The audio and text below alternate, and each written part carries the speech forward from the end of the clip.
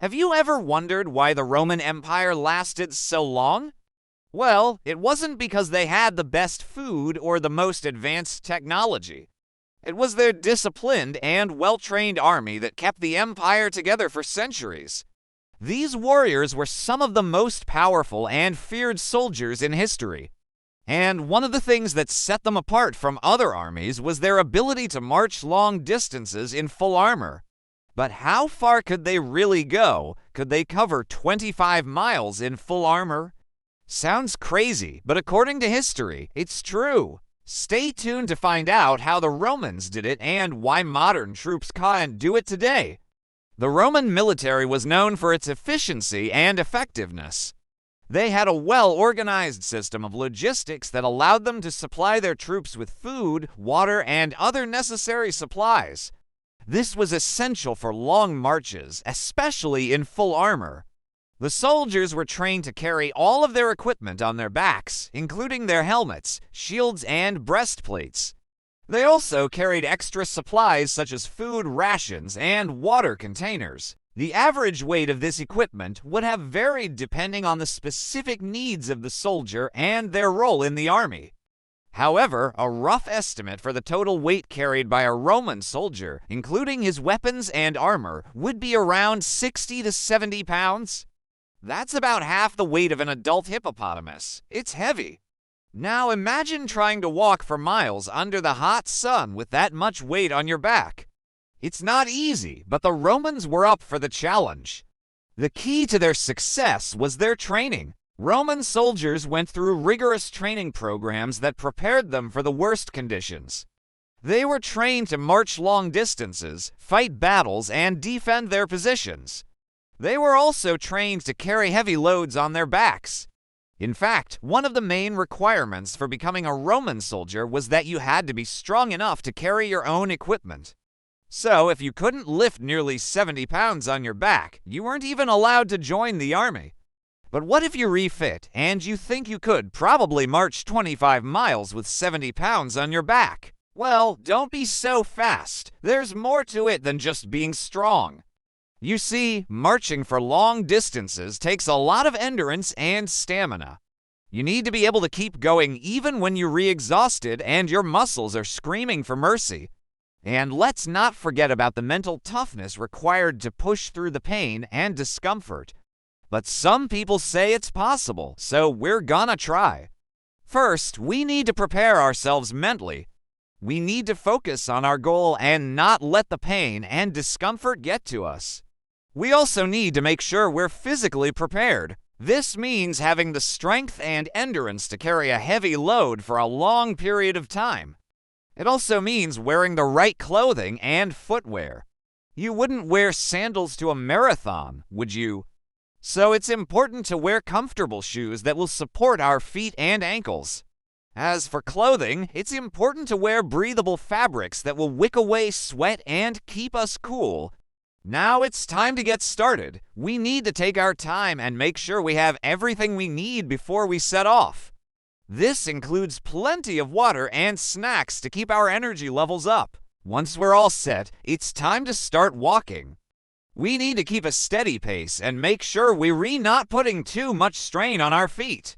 It's also important to take breaks when we need to and to listen to our bodies. If we're feeling exhausted, we need to take a break and rest. As we continue our journey, we need to stay focused and keep our eyes on the prize. We can do this by setting short-term goals for ourselves, such as reaching a certain landmark or intersection. This will help us break up the monotony of the walk and give us something to look forward to. We also need to stay hydrated and fueled throughout the entire journey. This means drinking plenty of water and snacking on energy-dense foods such as nuts and dried fruit. As the miles pass by, we need to keep our spirits high. This can be difficult at times, but it's important to remember why we're doing this and to focus on the sense of accomplishment we lions feel once we reach our destination. We can also try to make the journey more enjoyable by listening to music or podcasts and by engaging in conversation with those around us. Finally, as we approach the end of our journey, we need to dig deep within ourselves and find that extra gear we need to push through any challenges that come our way. This is the point where mental toughness and determination will make all the difference. And when we finally reach our destination, we need to take a moment to celebrate our accomplishment. We've just completed a 25-mile walk in full armor, and that's something to be proud of. So if you thought you could march 25 miles in full armor, congratulations, you were right. It may seem like a daunting task, but with proper training, preparation, and mental fortitude, it is possible.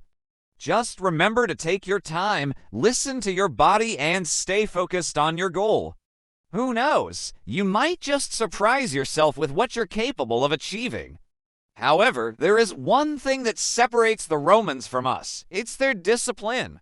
Roman soldiers were trained to march long distances in full armor, but they didn't just do it for fun. It was a necessity. The Roman Empire was huge, and its borders were constantly under threat. This meant that the soldiers had to be ready to move quickly and cover large distances on foot. In fact, there were specific marching orders given to the Roman soldiers. They were ordered to march 20 miles per day, which is equivalent to 32 kilometers. This was considered a standard marching pace for the Roman army. Of course, there were times when they had to march faster or farther, but 20 miles per day was the norm. And they did this consistently for many years.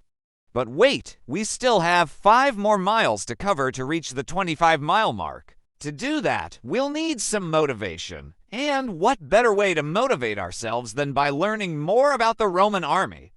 Did you know that the Roman army used a technique called maniple warfare? This was a type of military formation used by the Roman legion during the Republic and early Empire periods. It was characterized by the use of small tactical units called maniples, which were more flexible and adaptable than the larger units used by other armies. Maniples consisted of soldiers who were highly trained and disciplined and were able to execute complex maneuvers with precision and speed. One of the advantages of maniple warfare was the flexibility it provided to the Roman army. The small maniples could be deployed in a variety of formations depending on the terrain and the enemy they were facing. This allowed the Romans to adapt to different situations and gave them an advantage in battle.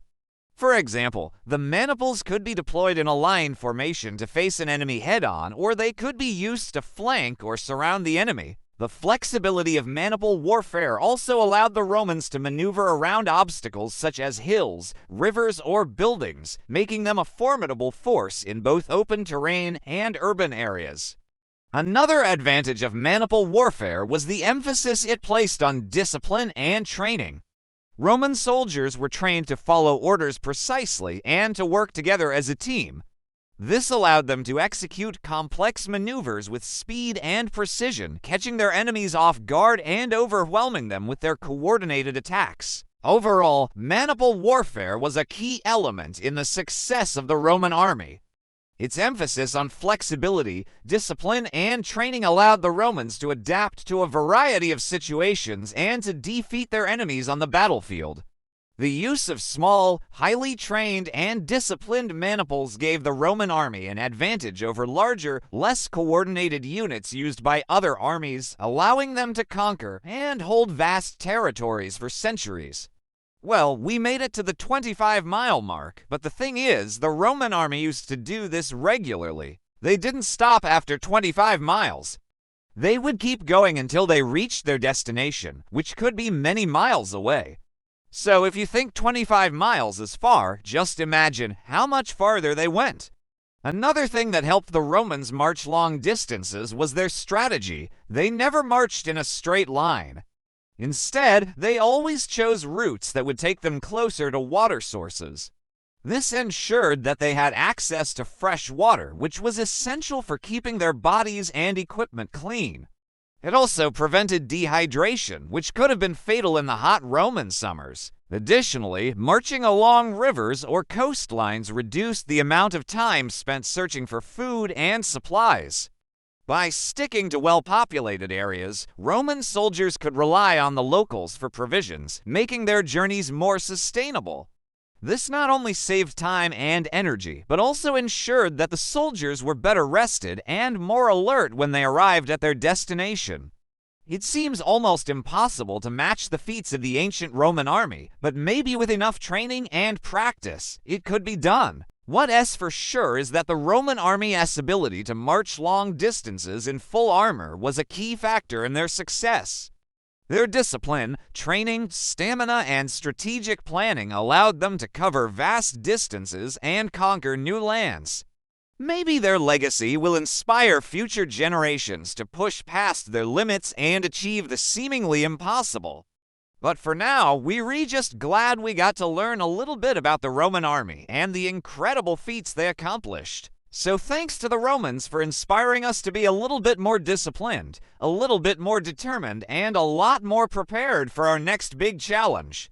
If you enjoyed this video, be sure to hit the like button and subscribe for more historical adventures. Thanks for watching.